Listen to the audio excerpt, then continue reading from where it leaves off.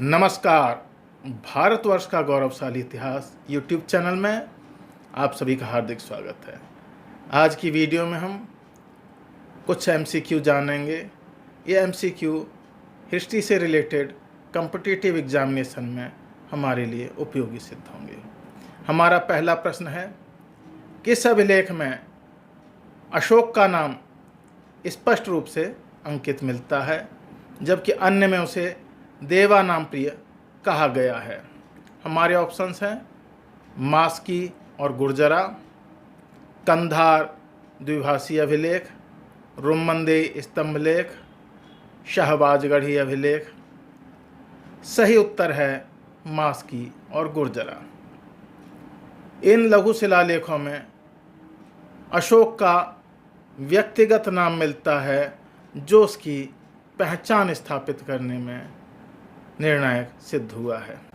हमारा दूसरा प्रश्न है, मध्य भारत में भागवत धर्म के विकसित होने के प्रमाण किस विदेशी राजदूत के अभिलेख से मिलते हैं? हमारे ऑप्शंस हैं हेलियोडोरस का बेसनगर स्तंभ, डायमेकस, फाहियान अथवा मेगास्थनीज। हमारा सही उत्तर है हेलियोडोरस का बेसनगर स्तंभ। हेलियोडोरस ने विदिशा में वासुदेव के सम्मान में गरुड़ स्तंभ स्थापित किया था जो भागवत धर्म का प्राचीनतम प्रमाण है।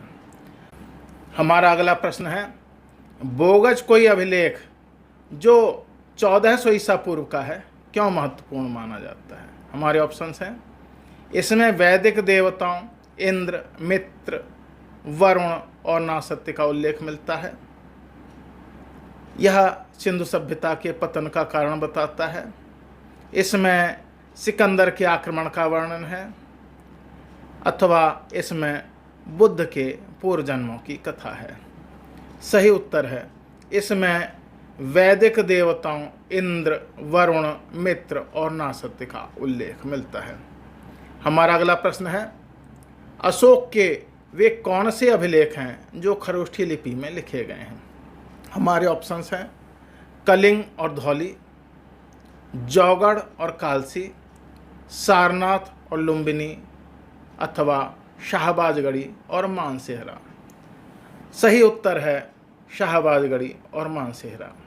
ये उत्तर पश्चिम भारत अर्थात वर्तमान पाकिस्तान में स्थित हैं। इस पर दाएं से बाएं लिखी जाने वाली खरोष्ठी लिपि में अशोक के अभिलेख अंकित हैं।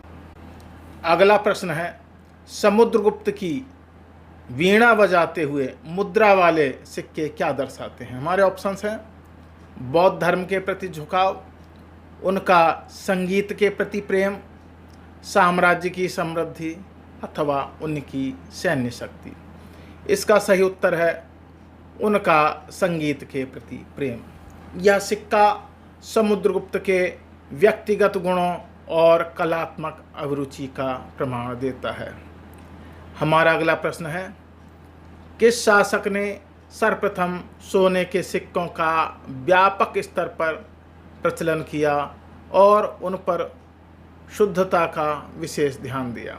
हमारे ऑप्शंस हैं पुष्यमित्र शुंग, अशोक, बिम्बिसार अथवा बिम कैडफिसेस। सही उत्तर है बिम कैडफिसेस। कुषाणों ने भारत में बड़े पैमाने पर सोने के सिक्के जारी किए और कनिष्क के समय इनका सर्वाधिक विस्तार हुआ। हमारा अगला प्रश्न है, ऐहोल प्रशस्ति जो पुलकेशिन द्वितीय से संबंधित है उसके रचयिता कौन हैं? हमारे ऑप्शंस हैं कालिदास, बाणभट्ट, रवि कीर्ति या हरिसेन। इसका सही उत्तर है रवि कीर्ति। रवि कीर्ति चालुक्य सम्राट पुलकेशिन द्वितीय के दरबारी कवि थे जिन्होंने इस शिलालेख की रचना की। हमारा अगला प्रश्न है, प्राचीन भारत में ताम्रपत्रों अर्थात कॉपर प्लेट्स का क्या उपयोग था?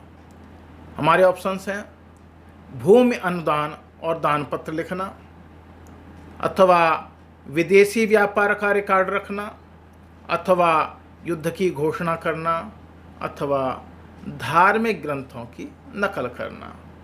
इसका सही उत्तर है भूमि अनुदान और दान पत्र लिखना। राजाओं द्वारा ब्राह्मणों या संस्थाओं को दी गई भूमि का स्थायी रिकॉर्ड रखने के लिए ताम्रपत्रों का उपयोग होता था।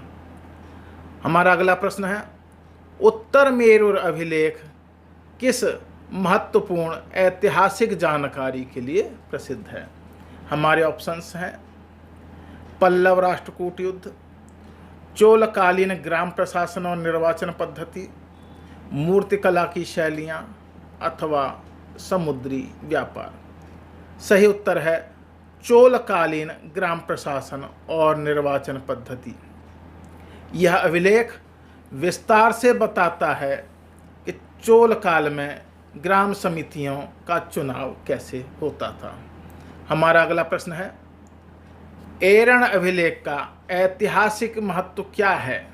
हमारे ऑप्शंस हैं, इसमें पहली बार कृषि कर का उल्लेख है, लोहे के उपयोग का प्राचीनतम प्रमाण है, सती प्रथा का प्रथम पुरातात्विक साक्ष्य है, अथवा जैन धर्म के प्रसार के विषय में बताता है। सही उत्तर है इसमें सती प्रथा का प्रथम पुरातात्विक साक्ष्य है। 510 ईस्वी के इस अभिलेख में गोपराज नामक सेनापति की पत्नी के सती होने का उल्लेख मिलता है। आज हमने पुरातात्विक स्रोतों से संबंधित कुछ MCQ के बारे में जानकारी प्राप्त की। अगली वीडियो में हम अन्य MCQ देखेंगे। मेरे साथ जुड़े रहने के लिए आप सभी का बहुत बहुत हार्दिक धन्यवाद। नमस्कार।